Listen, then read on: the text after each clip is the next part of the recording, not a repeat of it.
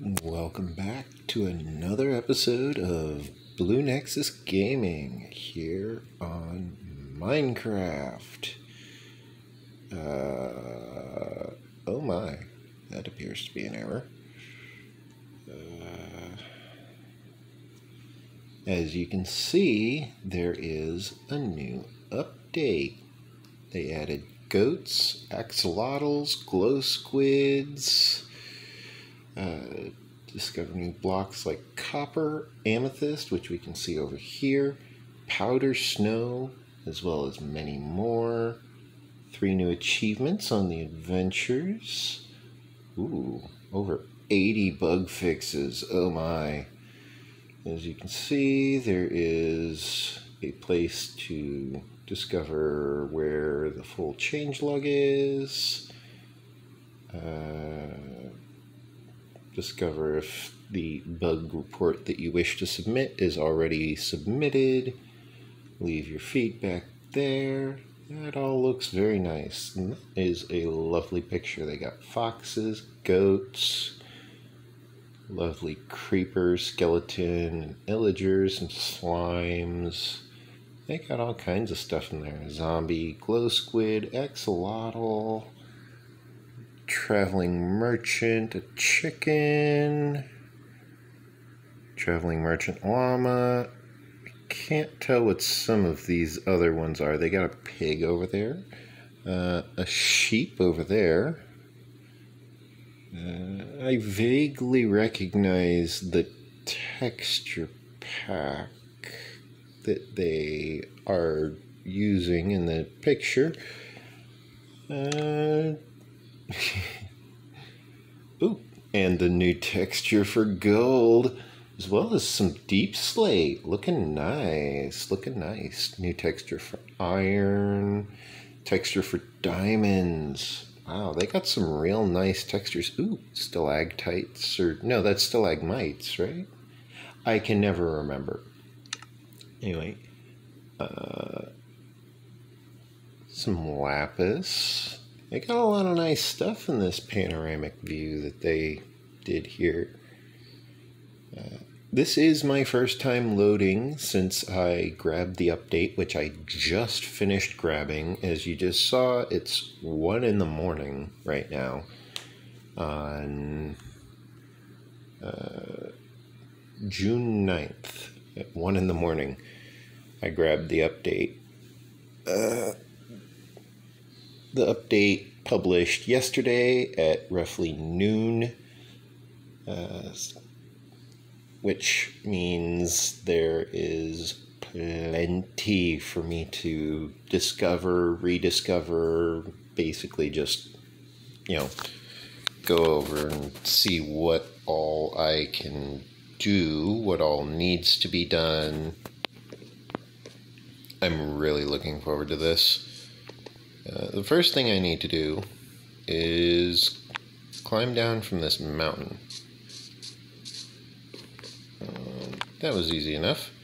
The second thing I want to do is I want to travel over to my mine. Oh, it turns out it was my recording software that was causing lag. That is a beautiful view. I love that view of the water. Mojang, do not change that view, whatever you do, because oh my god, that was beautiful.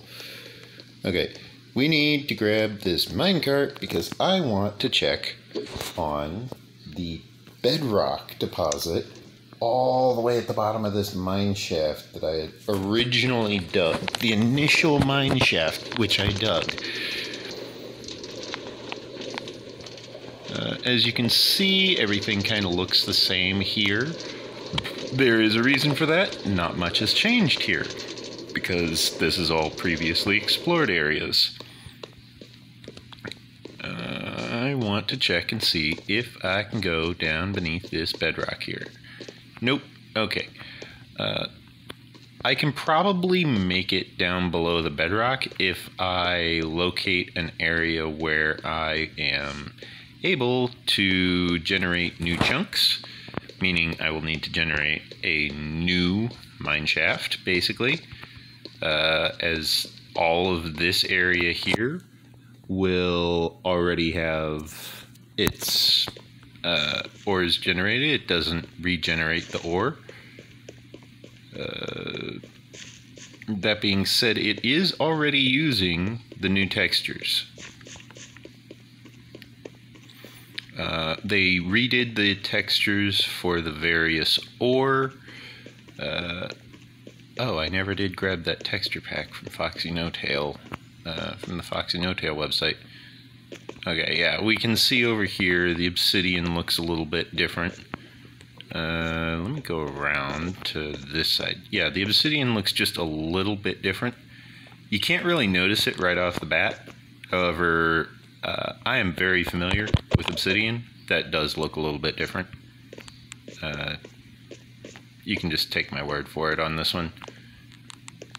The obsidian looks very nice. I like it.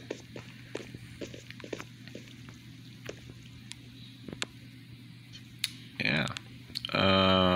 There is not much to do down here, as I have been down here previously. I do need to actually collect a lot of these torches, as this is extremely over-torched to the max.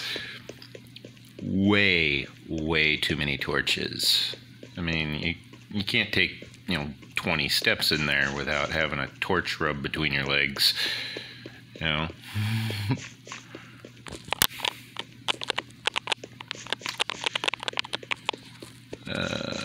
There is plenty to do in this new update. I, however, seem to have a bit of an issue on my hands, as I need to go excavating basically an entire mountaintop.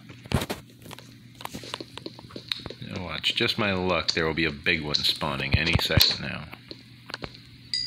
Or not. Okay, that works. I was actually totally expecting a big slime to just spawn like right in my face and just be like, "Hi!" And it's like, oh, okay.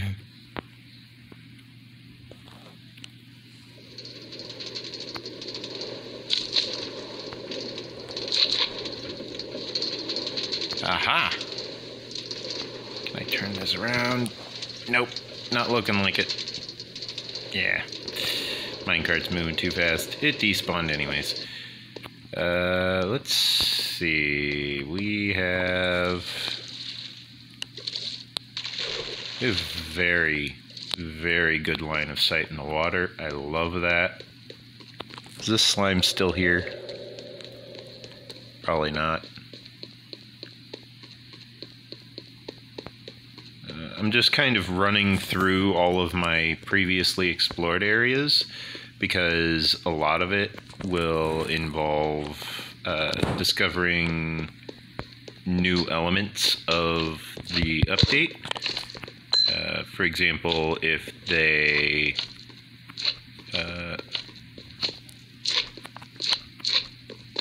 is that below me? I think that's below me. Yeah, that's down below. Yeah, a lot of it will involve discovering the new textures which they used. It seems they also lowered rock durability just a little. They made it a little bit softer, as this is going so much faster right now. Like, this is a regular stone pickaxe, and this is fast. Okay. Oh yeah, the new texture for coal. Check it out. Here, let me get a little light here. There we go. Yeah, check it out. Coal texture. Looks real nice. You can see they changed it just a little bit. For those who are not familiar with the coal texture, that's new, that's new, that's new, that's new. A lot of this was very uniform. Like these little two chunks here, they didn't have those little bits right there and right there. Instead, they were just a line. And I think they also added that spot and that spot, or maybe that spot. because I'm pretty sure these were only 3 pixels wide. Believe it or not, we are seeing this in a pixel by pixel area. So you can see that there is a single pixel right there.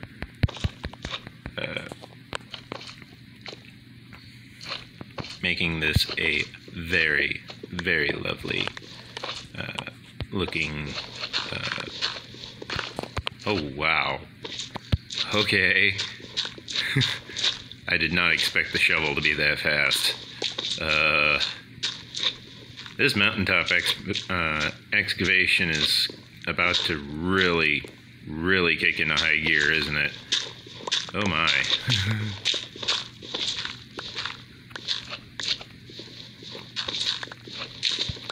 If you're wondering why so many slimes are spawning, it's because slimes can ignore light levels. Meaning all of those lanterns down there don't actually pose any restrictions upon the slimes. Therefore, the slimes can just kind of spawn freely. If I install some magma blocks around, just random magma blocks, the slimes will undoubtedly eventually find themselves landing upon the magma blocks as they just wander aimlessly until I show up. And that might help a little. However, I don't actually plan to be up here all that much. That being said, installing some magma blocks up here above the roof would not be a bad idea. That would ensure that I don't have any unexpected guests. I kind of like that plan, actually. I might go into the Nether, collect a bunch of magma blocks, and then just kind of see where we go from there, you know? However, first I'm going to go ahead, excavate all of this out to y equals 400, because I kind of need to finish that task up as well, get that task, you know, checked off as complete. This task is, of course, much lighter on the workload compared to digging out the entirety of a mountain, which has been kind of my primary task for quite a while now. I've been excavating that mountain for quite some time.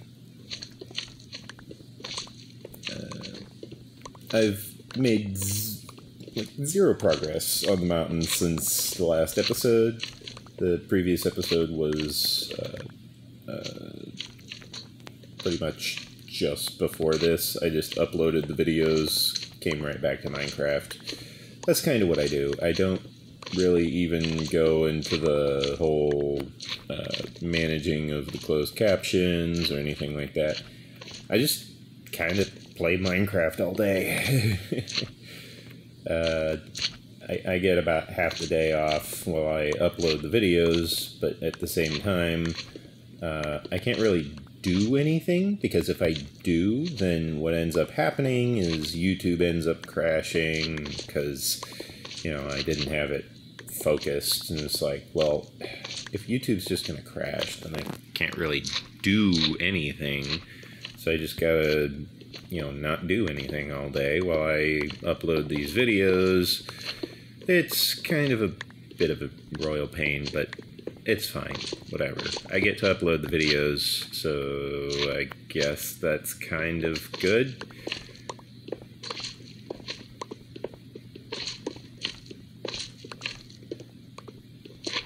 Meanwhile, we have been blasting through this stone at record speed. I'm loving this frame rate. I'm getting really good frame rates here. I'm just, you know, chewing through the stone. It's great. I love it. I haven't been going through stone this fast in a long, long time. I really do miss going at this speed when I excavate. It obviously is quite fun.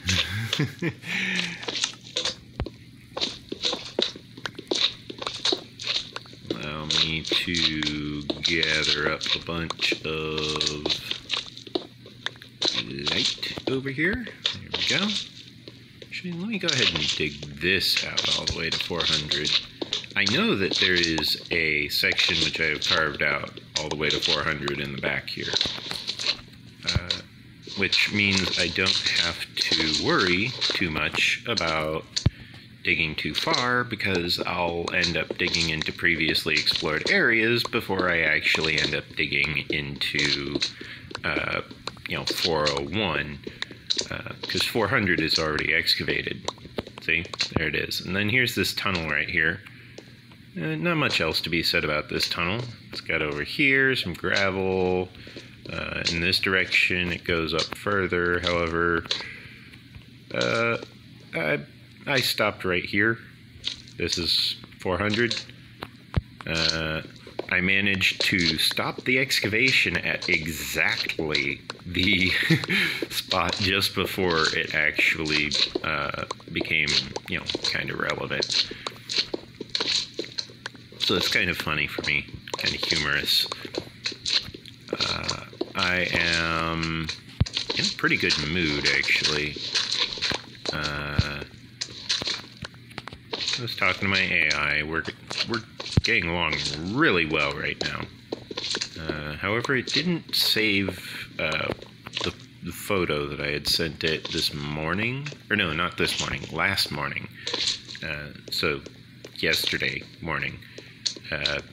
Which, kind of a bummer. But I sent it lots more photos, so I guess it's going to be really happy.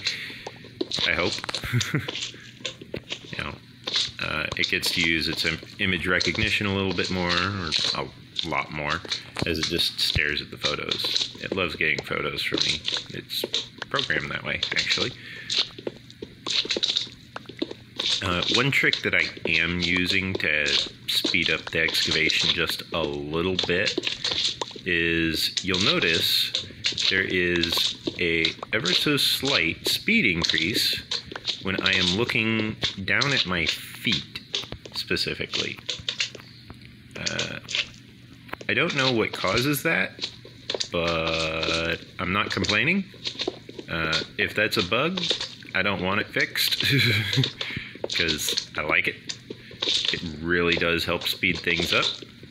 I can just sit there and see things like, when my inventory's full and I just kind of need to hurry up and finish off the pickaxe that I'm using, because as soon as the pickaxe is broken, I am able to pick up all of this stone that I'm just kind of leaving on the ground behind me, because I don't have any inventory space for it.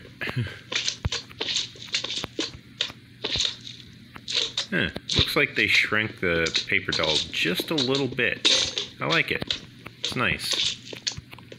It's a little less in the way, allows everything to be just a little bit more nudged upwards. I like it. It's a nice change. I approve.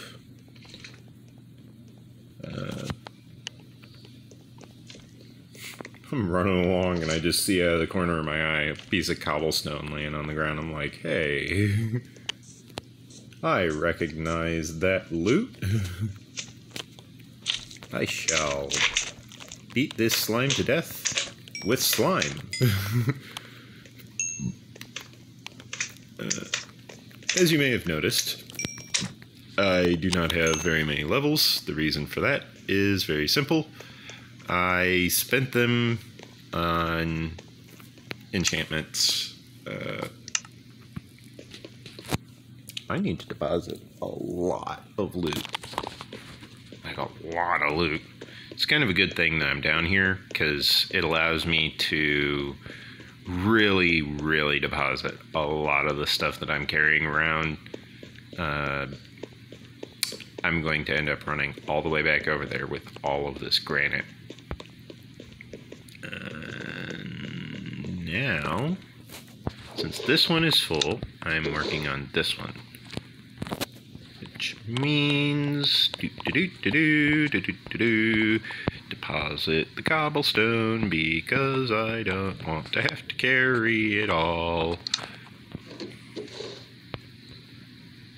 Oops. There we go. Make sure I'm not carrying any excess of those. Nope. Okay. Hello, slime. You are not supposed to normally spawn in here while I'm here. Partially because it makes things difficult when I'm trying to kill you. Really? There's one up top. Okay, well.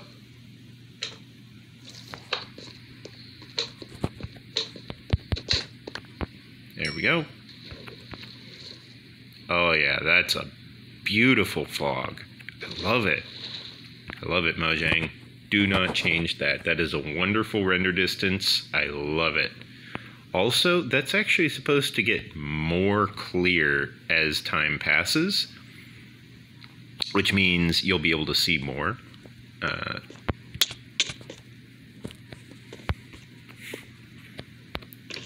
Let's see, what else was there? Oh, there's the coal. So let's see what we got. We got that. Okay. Deposit the block of coal. Deposit the coal itself. What about in this one? We got the lapis. That's kind of all that goes in there. The flint, yes. Gravel. Oh, the andesite. Nice. Okay, so that's going to require a wee bit of crafting. Let's see. Craft up one of those. Deposit. This is technically all the granite that I have. I'll just leave the granite there for now. It's fine. For the soil, I actually need to go all the way up to the surface. Let's see how long it takes me to reach the surface. Oh, that's nice. That's real nice. I'm liking these textures. This is just default textures. I don't have the... I don't have a lot of the texture packs installed. No, wait, no, I think I do have the texture packs installed on here. Let me see. Settings.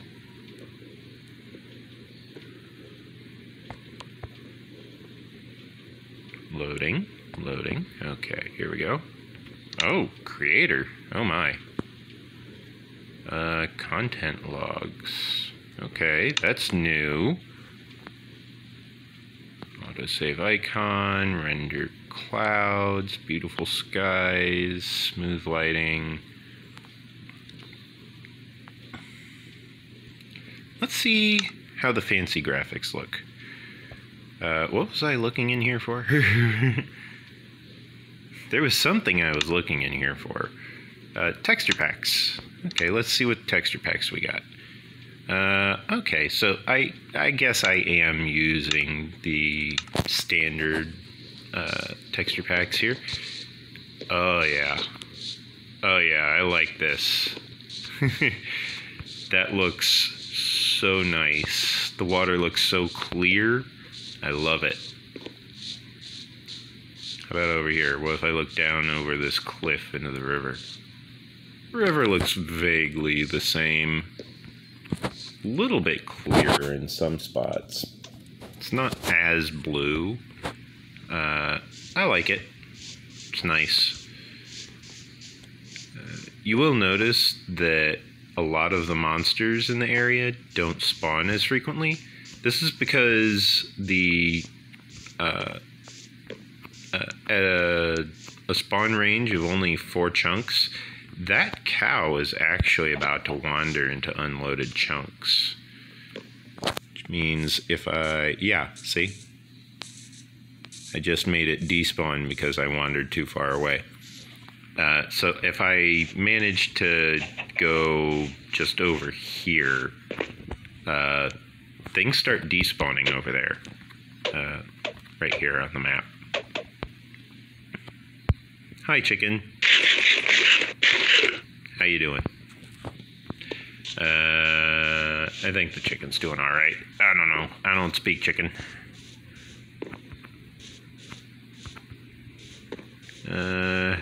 Oh, this is one of the new ones. This is the ram. Hi. Hi, little fella. How are you? Yeah, that's like the goat or the ram or whatever. Let's see what he drops. Just experience. Okay, well, that's a little bit disappointing, but it's kind of to be expected. I didn't expect to get too lucky on my first attempt at seeing what loot they had. I'm sure there's someone out there who's all like, oh, I already know the whole loot table. It's this, this, and this. And it's like, I didn't look that up. So good for you if you already looked it up and you already know all that. I didn't look it up. So there. Ha. Joke's on you. And they'll just be like, that's not a joke. That's not how it works. It's like, I don't care. Whee! Away I go to do more excavations because now it's at high speed and I'm happy. I'm excited. This is going to be great. I don't know if you noticed, but the rate at which I am excavating is roughly the same as an iron pickaxe.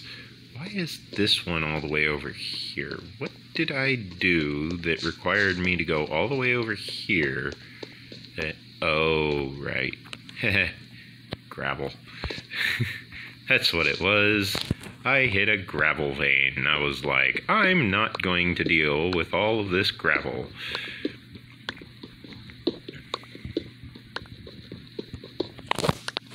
Yeah, see? Now we're starting to see some of the old mining speed. However, if I'm digging like this, I can quickly and easily... Actually, I have an idea. Why don't I turn off auto jump? That way, I can just walk. I don't have to sneak. Now I can just quickly, easily go through, excavate all of this without needing to worry too much about things such as,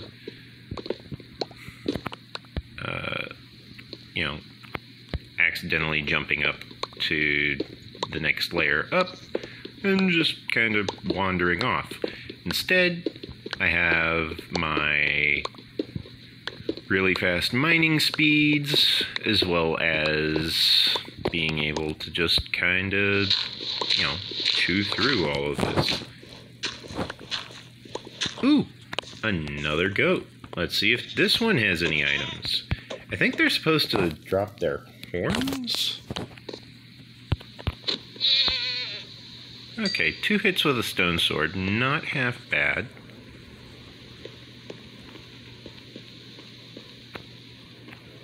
I did not see any items drop. Okay, so it's not nighttime yet. That's fine. I want...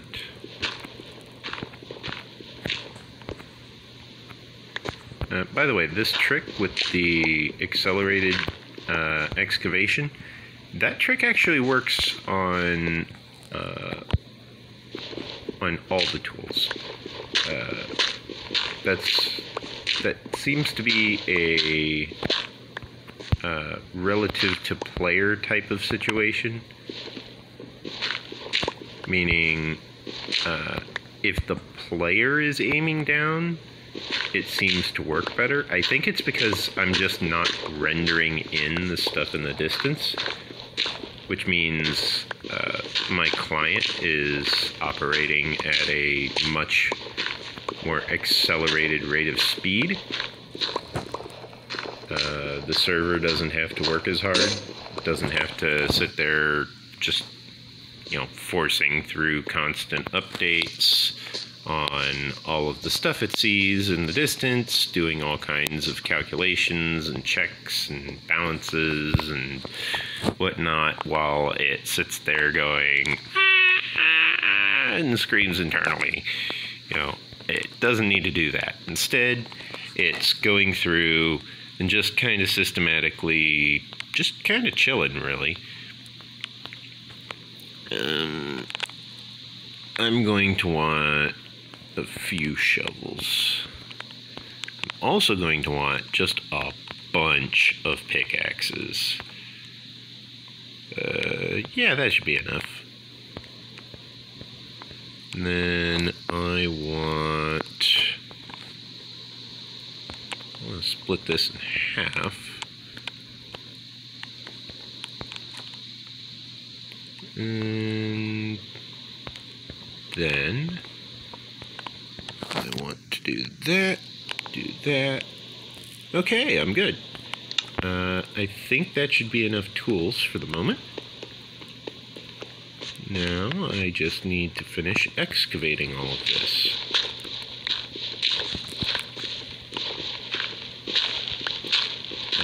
As you can see, my sensitivity is kind of high. It's not maxed like it is on my laptop, or was back when I played Minecraft 1.7. Hard to believe that was 10 whole versions ago. Oh my, I feel a little old. I'm feeling a bit of a manic phase at the moment, bipolar and whatnot, because I'm so excited about this update. First off, I can finally craft in stacks.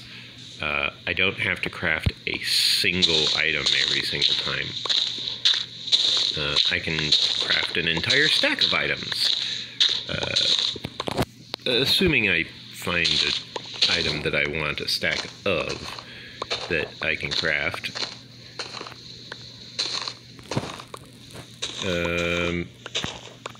Oh, I know something I can try it on. Twigs. Yes! All the twigs.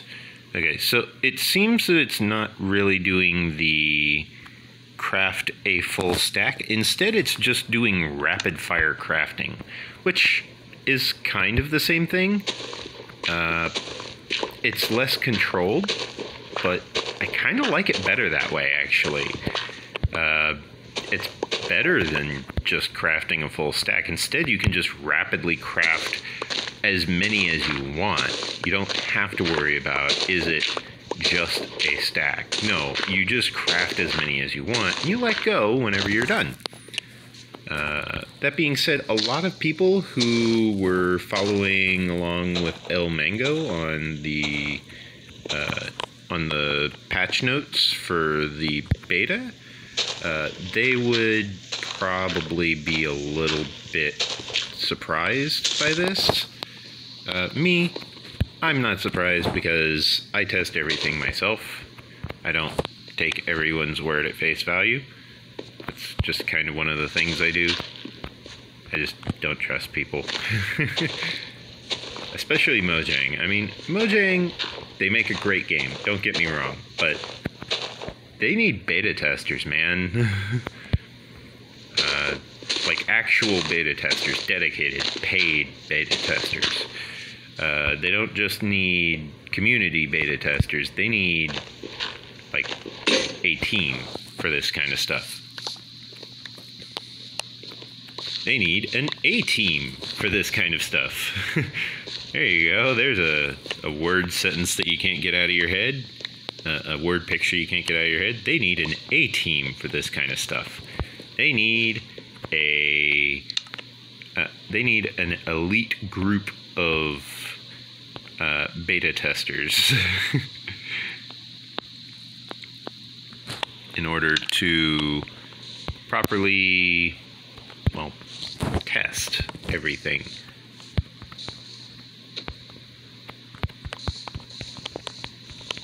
Oh yeah, this is definitely much smoother. I'm liking the update that my recording software got. The recording software got optimized, Minecraft got optimized. I am liking all of this. Yeah. Yeah. Okay.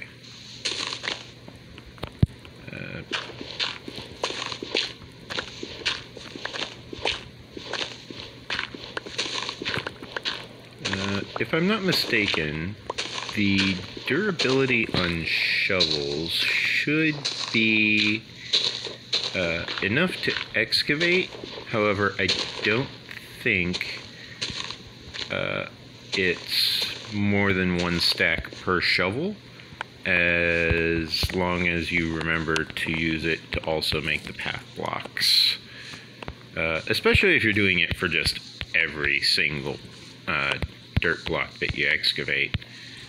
That being said, there is something to be said for just, you know, going to town on it and going ham, as they say.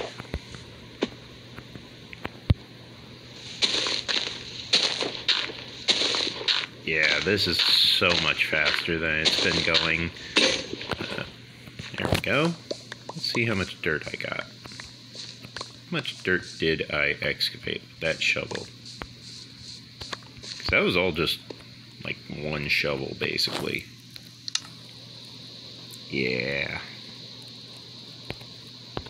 It's not too net positive. It's a little bit net positive.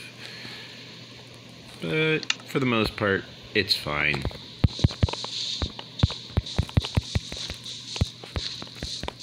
Okay, so it's not a perfect optimization. I can't just spam the tapping, for example, as I go through, but I think that's mostly just because I'm using a stone shovel. It does seem to be very nice. The changes that were made seem to be very, very effective.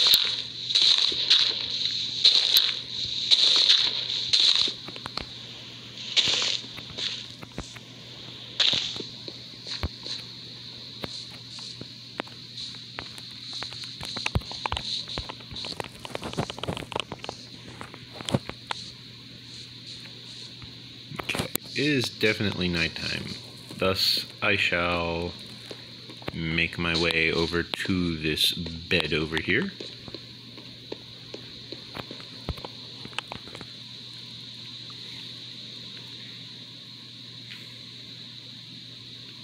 There we go. That should also stop the rainstorm. Now I'm able to navigate my way back over to this patch of soil, which I am excavating. Another one of those goats.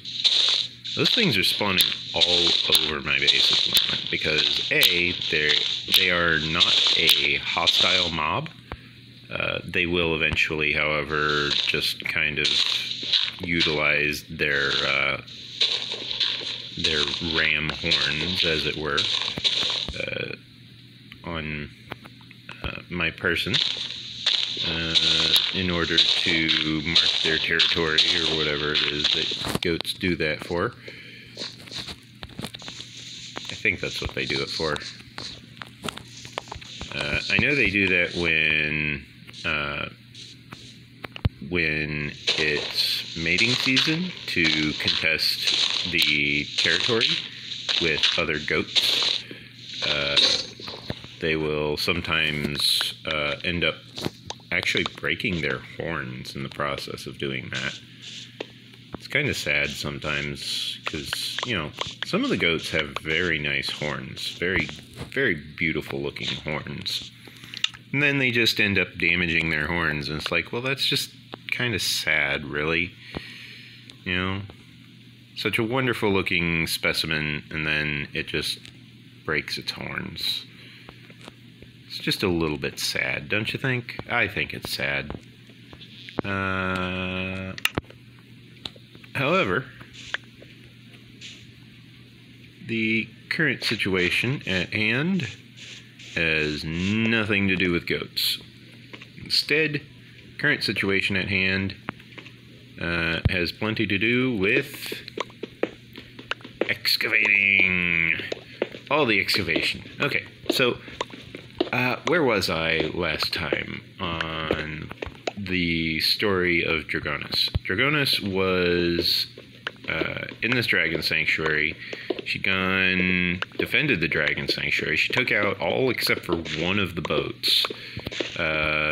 The lady that was apparently like a bad person, because she tried to kill us with a bunch of dragons, as well as an army of orcs.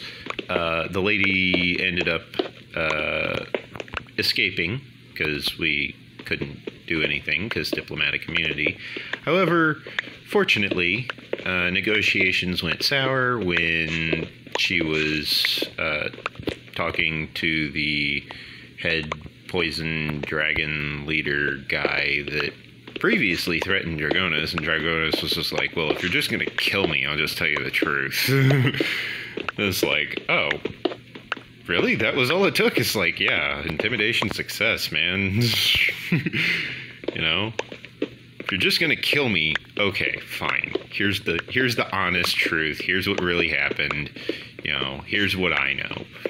And he was just like, oh, well, if you're being cooperative, I'll let you live. I mean, you're helpful, you're cooperative, you actually, you ended up doing a lot of good here. He was very happy that he didn't kill me.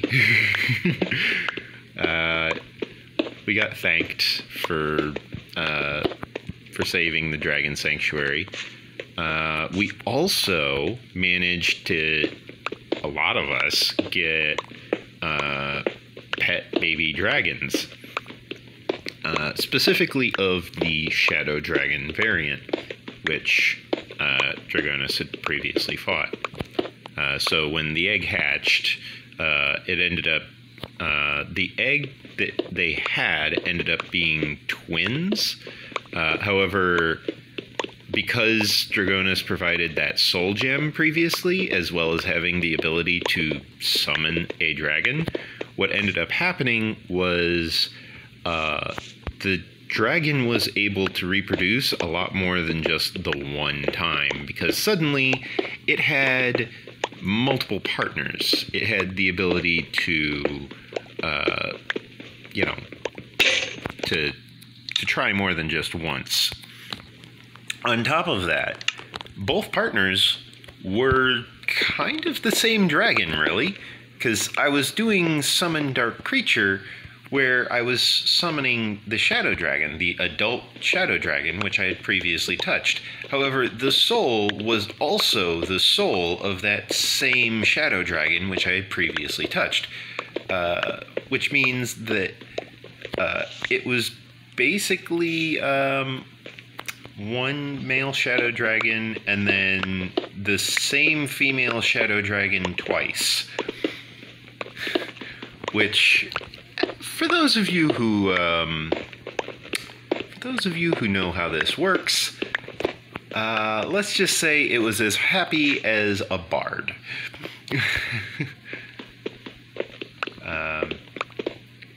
It had plenty of eggs. Dragonus got one of the eggs. Dragonus's pet baby dragon ended up being roughly the size of a horse. She loved that dragon. She wanted to just hold it and care for it and just take care of it and raise it. And they let her. They were like, yeah, I mean, you saved the dragon sanctuary, so, we want to thank you somehow. We're not going to get you in trouble for having a bunch of dragon parts. I mean, they're all dead, so they're not going to be too upset that you have their body parts. However, we're kind of upset because, dragon burials are kind of a sacred thing. That's something to note if your D&D players ever encounter a dragon and they harvest the body parts quick enough. Keywords there, quick enough. The bodies of a dragon will decay into their respective aspects, their respective base elements rather quickly. So, for example, a green dragon is a dragon of the forest, which means the green dragon's body will very quickly disintegrate into just nature everywhere. So many trees, flowers. It's as though someone just took Miracle Grow fertilizer on steroids and just, like, pumped it into the soil as just everything, and then everything just blooms. And it's like, wow, that's beautiful. Where'd all the plants come from? It's like, oh, a green dragon died. It's like, oh, that's kind of sad. Yeah. On top of that, the players were far too slow to actually gather any of the body parts. It's like, oh, that's kind of funny. It's like, yeah. That kind of stuff happens, you know? That's just the players being the players. They'll do that kind of stuff. They'll harvest the body parts. It's fine. It really is. But they have to do it quick enough. They only get maybe a few hours with the dragon before its body is just gone. Black dragons, for example, you know, swamps, toxic, acid. The acids will very quickly eat away at the body. The toxic nature of the body will, of course, poison the ground beneath it. However, the toxicity which was present around the dragon's lair will eventually clear up over the next few days, as the dragon is no longer, you know, generating that toxic presence in the swamps. So the swamps will clear up. That's basically the kind of stuff that you can expect when a dragon dies. You know, that's just one example. If you have a red dragon living in the mountains, for example, it might, when the players kill a red dragon, the mountain might have been, you know, turning into a volcano. There might have been a lot of earthquakes, smoke, you know, plumes of smoke from volcanic eruptions, as well as, let's see, what else was there? Well, you know, volcanic eruptions. The lava itself, that would of course clear up rather quickly. Well, not the eruptions; those would slowly clear up. However, the body of the red dragon, when you kill it, would, for example, would start quickly heating up as the internal element which helps it generate its very intense body heat, its intense fire, which gives it the fire breath, as well as, you know, the various explosive gases which give it the fire breath. Keyword, explosive gases. When your players fail their skill check, make a note of that one. Because that's going to be funny as you watch the players realize that it's really their own fault that they blew up. You know, they were sitting there messing around with a red dragon's decaying body. You get a spark in that thing and it'll just blow up. It'll detonate if you're not careful. There will, of course, be a good use for the gas. The gas of a red dragon is great for lamp lights. You can use it for a replacement for your kerosene if you want, or you can use it to create explosives because it's very explosive. A lot of people who play 5th edition don't realize that if you look up the older editions of, 3.5, for example, you will notice that there are a lot of extra abilities that 5th edition just doesn't tell you about. And the reason for that is because 5th edition got extremely simplified. However, Wizards of the Coast did not take into account the biology of the creature. Wizards of the Coast just provided the basic stat block of, okay, it's a dragon, it has fire breath, there you go, have fun. And it's like, okay, that's great. What about the strength sapping effect, for example, of the gold dragon? Where does that come from? They don't really tell you much about that. They don't tell you where the red dragon breath comes from. For example, you could have a variant of a red dragon, which actually is spewing,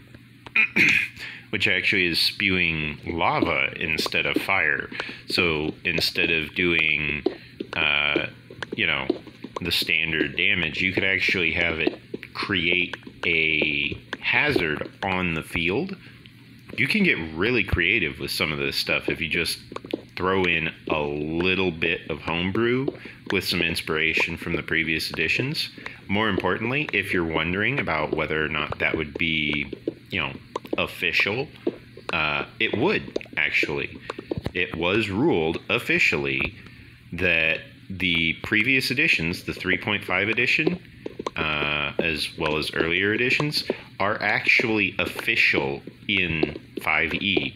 So you can use a 3.5 dragon in 5th edition. Which means, technically speaking, yes, Dragoness is official as far as the character creation goes, because she was technically an official 3.5 character. Wow. I really need to look up more often, don't I? Okay, that's still damaging. It's good to know. Some things never change. But yeah,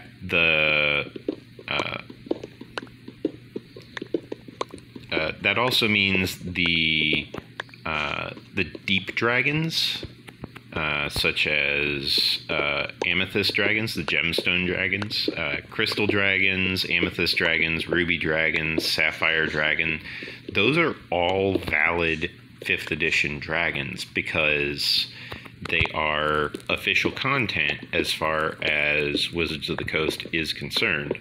So you can use those in Adventurers League if you really want to. You can create an encounter in Adventurers League for your players to enjoy, where they are able to encounter these really, really old dragons that are very powerful. You can have your players just go on these super deadly adventures and just have fun, That's kind of the point behind Dungeons & Dragons. Just have fun.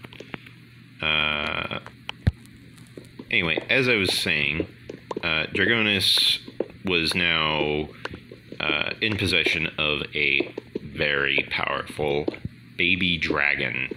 A baby shadow dragon, specifically. A newborn. Didn't have its breath weapon yet.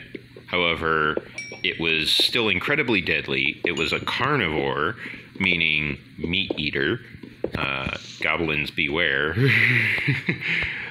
Dragons, let's put it this way. If you're familiar with the series Goblin Slayer, the goblins would have hired Goblin Slayer to try and deal with the dragon. Because it was just causing that much chaos. Dragoness got ambushed about probably 20 times as she traveled through the mountains. Fun fact to note about her dragon, it cannot fly. It can run as fast as any normal dragon can fly for its age group, which means For example, I'm currently sending some young black dragons after my party in my campaign at the moment. And this is, it's able to fly at 80 feet, which means a young shadow dragon would be able to run 30 feet, or not 30 feet, 80 feet. A young black dragon can run 30 feet. A young black dragon can fly 30 feet. I keep messing that up. Okay. A young black dragon can run at 30 feet. A young black dragon can fly at 80 feet. However, a young shadow dragon can fly at 0 feet, meaning it can't fly. It just can't fly. It has no fly speed. However, a young shadow dragon can run at 80 feet, meaning monks beware. A young shadow dragon is a very deadly encounter for any party. It doesn't really matter. You can be level 20, and if you underestimate a young shadow dragon, you're toast. It's that simple. You're gone. They'll take you out, man. Okay. You really got to be careful with those things, because they are so deadly. Like I said, Dragonus got ambushed about, probably at least a dozen times in the mountains. However, Dragonus never once saw a single goblin. Yeah, still no item. I'm not sure if these guys actually drop an item or not. Mostly I'm just, taking them out to see if they do. If they don't, that's fine. I don't mind. I get experience from it at least. It's not total loss.